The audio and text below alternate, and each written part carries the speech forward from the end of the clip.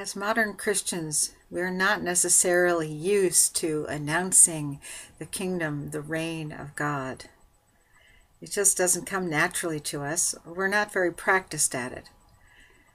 In fact, there are many days when we may not even notice it in order to announce it.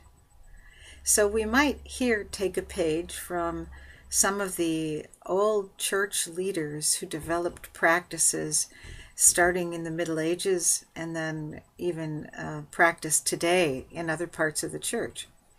For example, there's something called the Examen, as in to examine the day and yourself. St. Ignatius used this practice and said it was the most important one. Here's how you do it. At night, you take a few minutes before you go off to sleep, perhaps before your prayers, and you say this to yourself: where have I sensed God's loving presence and activity in someone else today? Where have I announced it? Or where could I still announce it? That's the Examen.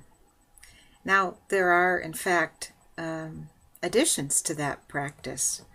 You can also then say, where should I be alert tomorrow so that I can see God's loving presence and activity through another? Now, there's nothing terribly sacred about doing this at night before you go to sleep.